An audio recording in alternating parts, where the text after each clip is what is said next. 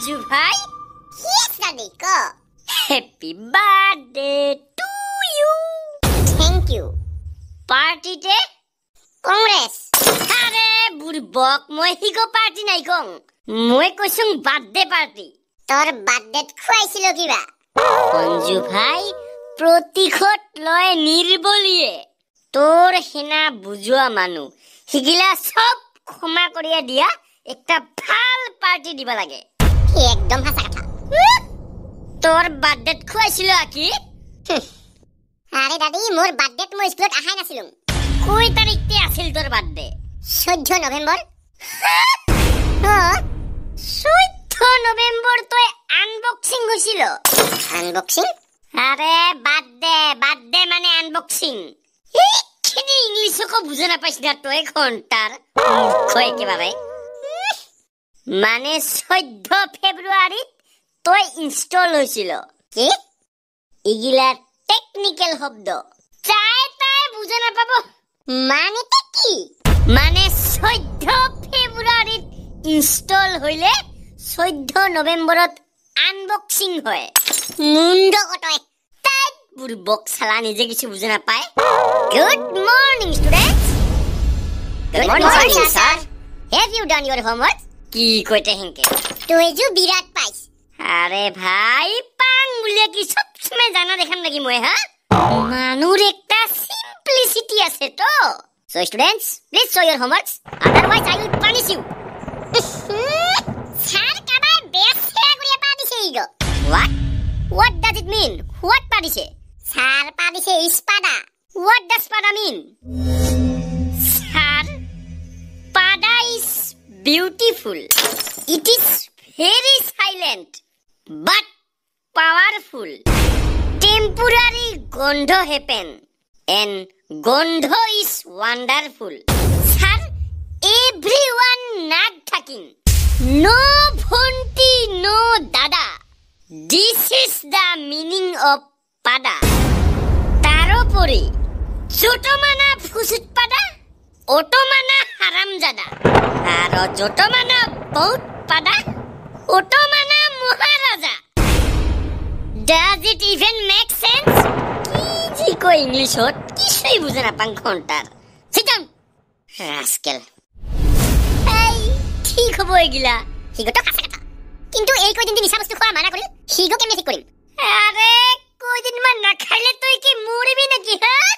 আৰে না খোৱা কৰিয়া বাঁচি থাকিয়া কি লাভ শালা খাওয়া মানু গিলান খাওয়ার বাহানা কিবা একটা উলিয়াই লয় ও দাদি কুতির বাড়িতে তুমি দুইটা আরে দাদি এর বেমার হইছিল ওরে ব্লাড টেস্ট করছিলুম তো আজি রিপোর্ট নিবা গিছুম কিতে ওলাল ব্লাড টেস্টত কি ওলাব আৰু ব্লাডত শিখৰ কেপি বিমল 8pm ব্ল্যাক ম্যাজিক এগুলানে ওলাল ও তাহলে তো মারাত্মক সমস্যা হল রে আরে দাদি সমস্যা কি কবি আজিকালিৰ ডাক্তাৰ গিলা 14-15টা টেস্ট কৰিব ঠিকছে পইচা লুটিব আৰু হিবাৰ কব বেমাৰ থৰাই নাই পৰে বেলেগ হস্পিটালত যা একদম কথা রাইট কুকুরের গুটাইট কি তিউরান শটক মই সাথে কিন্তু দে জিকি নহক আমি এলা যাম আচ্ছা দে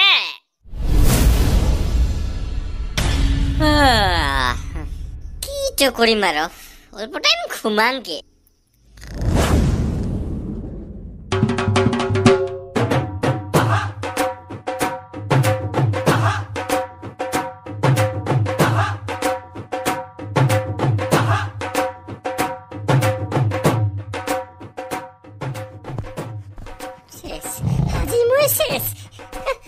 দাউৰাবাতি কিয় নাপাৰিব লাগছোং আজি মই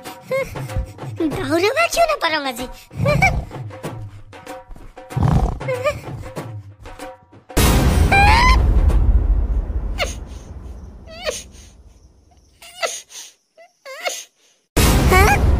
চালা এই সপনত কিয় দাউৰাবা নাপাৰং ৰে ঠেট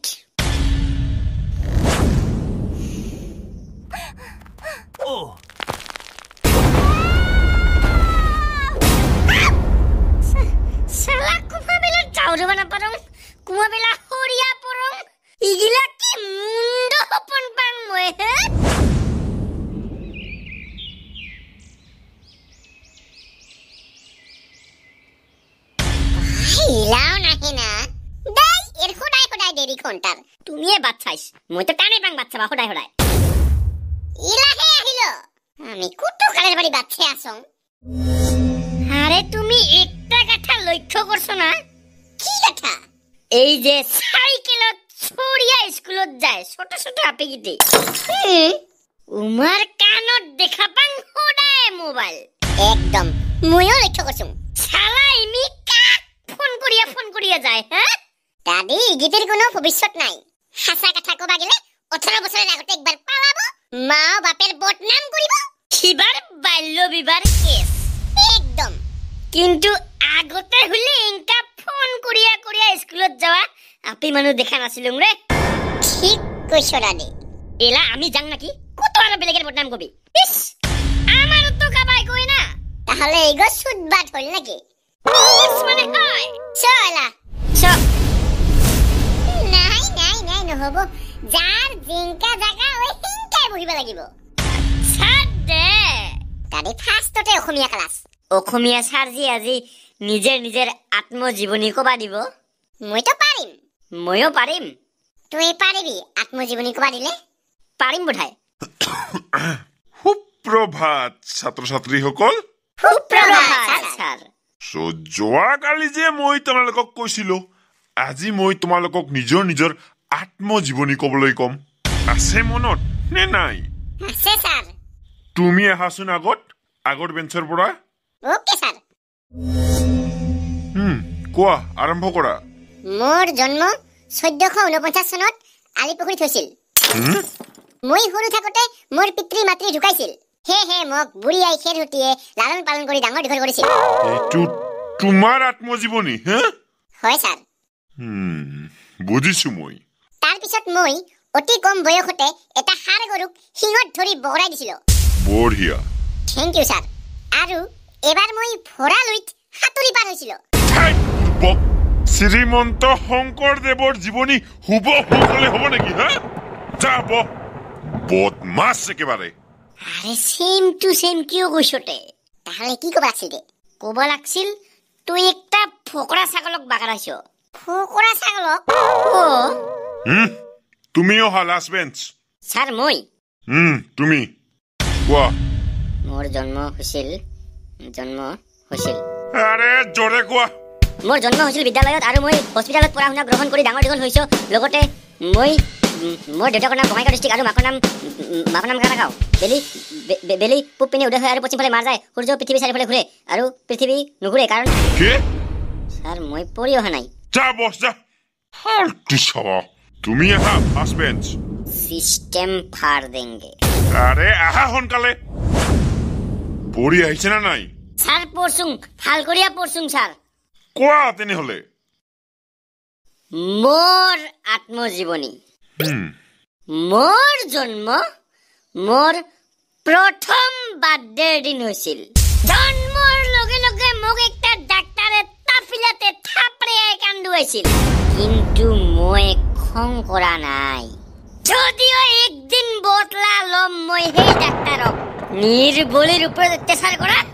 টক্সিক ডাক্তাৰ তাৰ পিছত ক মোৰ মা এজনী মহিলা আছিল দেউতা এজন পুৰুষ আছিল মামী মহিলা আছিল মামা পুৰুষ আছিল খুৰী মহিলা আছিল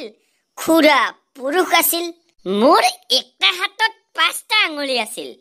আৰু ভৰিটো 5টা কিন্তু মোৰ এটিটিউড এনেকা আছিল যে জন্মৰ 1 বছৰলৈকে মই কাহাক ৰাৱে কৰা নাই ঘণ্টা কাহাক মই খেন্তাও খাতিৰে কৰা নাই সবে মোক নাম কাৰি মাতিছিল যদিও মই কাকো খেন্তাও খাতিৰ নকৰো ঘণ্টাৰ আৰু মোৰ লেভেল আছিল খাতৰা যাই মোক মৰমতে মাথাত তুলিছিল ওৰ মই মাথাতে মুটিয়া দিছিলুং আৰু যাই মোক কোলাত লৈছিল ওৰ কোলাতে হাগিয়া দিছিল তাৰ পাছত জন্ম আরে চুপ স্যার বাকি আছে তো চুপ চাপে গই বহা থ্যাংক ইউ স্যার